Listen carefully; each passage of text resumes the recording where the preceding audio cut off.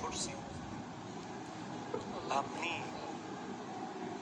খেলতেছেন, আপনি মজা করতেছেন, আপনি নামাজ বাদ দিয়ে ফেসবুকিং করছেন, আপনি রাস্তায় আড্ডা দিচ্ছেন, আপনি মোটরসাইকেল নিয়ে এলাকায় ত্রাস সৃষ্টি করছেন। আপনি করছেনটা কি ভাই? হযরতে রবি এক সেকেন্ডের জন্য আল্লাহর ধ্যান থেকে সরলে উনি সাথে সাথে কবরে ঢুকে যেতেন। ঢুকে গিয়ে কাঁদতে কাঁদতে কাঁদতে কাঁদতে কাঁদতে চোখের পানি শুকিয়ে যেত। আবার কবর থেকে উঠে বলতেন নিজেকে নিজে, রবি এবার শেষবার, পরের বার কবরে ঢুকলে আর উঠতে পারবা না। উনি বলতেন। তো রবিকে জিজ্ঞেস করা হলো, আপনি এমন কিভাবে হলেন? বলে, আমাকে আগুনের ভাট্টি পরিবর্তন করে দিয়েছে। লোহার ভাট্টি আছে না, কামার কামার, কামারের ভাট্টি। বলে কিভাবে? বলে কামারের দোকানে গিয়ে দেখতেছি লোহা আমার চামড়ার চেয়ে কোটি গুণ মজবুত। আগুনে দিয়েছে, চলে গলে যাচ্ছে। দুনিয়ার আগুন যদি লোহাকে এইভাবে গলিয়ে ফেলতে পারে, জাহান্নামের আগুন তো দুনিয়ার আগুনের চেয়ে হাজার হাজার কোটি কোটি গুণ ভয়ঙ্কর। দুনিয়ার আগুন লোহা গলাইতে আধা ঘন্টা জ্বললেই লোহা গলে যায়, জাহান্নামের আগুন তো 3000 বছর ধরে জ্বলছে।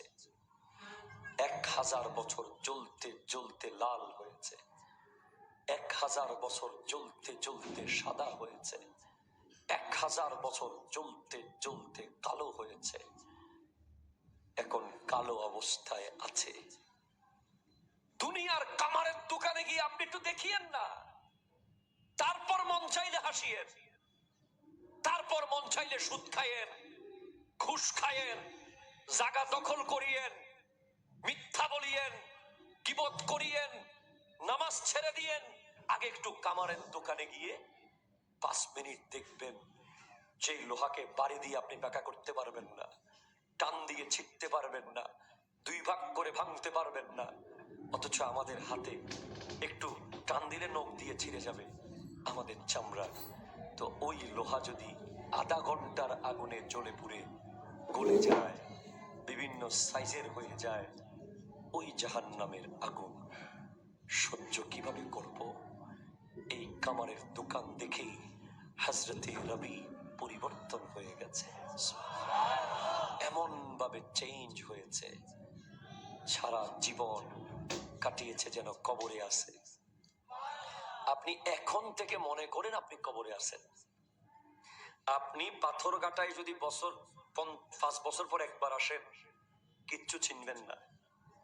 আমি 5 বছর ধরে ঢাকা যাইতেছি জুমায়, এখনো ঢাকা শহরের বহুত অলিগলি, নিজের মসজিদ যেখানে জুমা পড়াই ওই রাস্তাও মাঝে মাঝে ভুল হয়ে যায় আমার।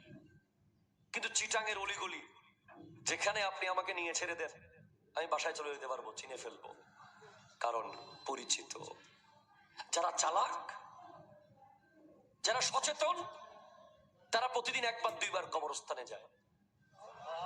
হয়তো কবরের গাছগাছালি সাফ করে, কবরে ফুলের গাছ লাগায়, অথবা কবর জিয়ারত করে, অথবা কবরের পারে দাঁড়িয়ে দাঁড়িয়ে ভাবে, হাই রে আমার দাদা, হাই আমার বাবা, হাই আমার মা কিভাবে অন্ধকারের ভিতরে আছে। হ্যাঁ, আমার নবী সেটাই বলেছেন, প্রতিদিন যে ব্যক্তি 20 বার মৃত্যুর কথা স্মরণ করবে, কাল হাসরের মাঠে তাকে আল্লাহ শহীদদের সাথে রাখবে। আপনি কবরস্থানে আছেন মনে করে চলাফেরা করেন। কবরে থাকলে কি মিথ্যা বলা যায়? কবরে থাকলে কাউকে কষ্ট দেওয়া যায়? কবরে থাকলে কারো সম্পদ দখল করা যায়? কবরে থাকলে কোনো অন্যায় করা যায়? যা যা কবরে করা যায় না, তা আপনি এখানে করিয়েন না। যা যা কবরে করা যেতে পারে যদি আল্লাহ চায়, কোরআন তিলাওয়াত, নামাজ, নেক আমল, তা করে।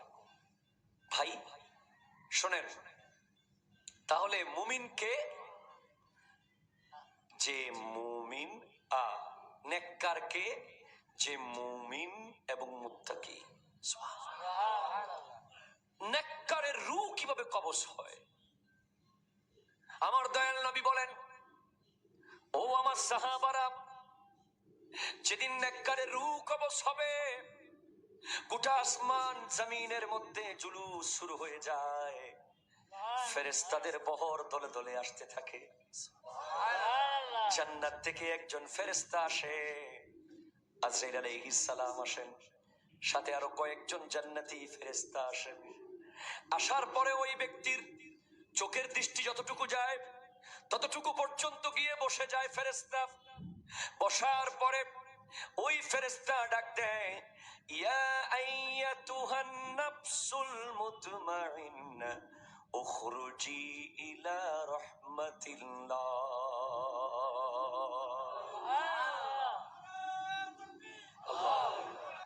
ওহে পবিত্র আত্মা, বের হয়ে যাও, বের হয়ে যাও। সুবহানাল্লাহ বলেন।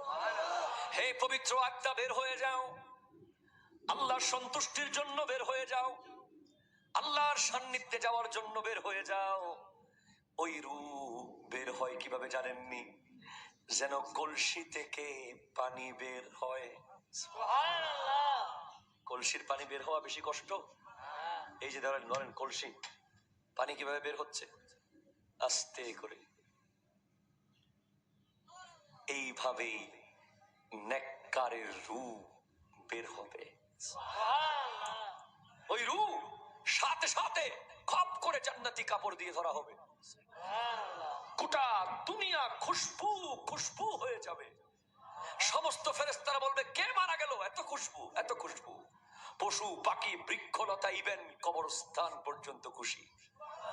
প্রত্যেকটা কবরস্থান ফরিয়াদ করবে, আল্লাহ এই ব্যক্তি যেন আমার কাছে আসে। ওই কবরস্থান বলবে, আল্লাহ এই লাশ যেন এখানে দাফন হয়। ওই কবরস্থান বলবে, আল্লাহ এই লাশ যেন এখানে দাফন হয়। রূহ আসমানের দিকে নেওয়া হবে, থপ থপ থপ থপ থপ থপ।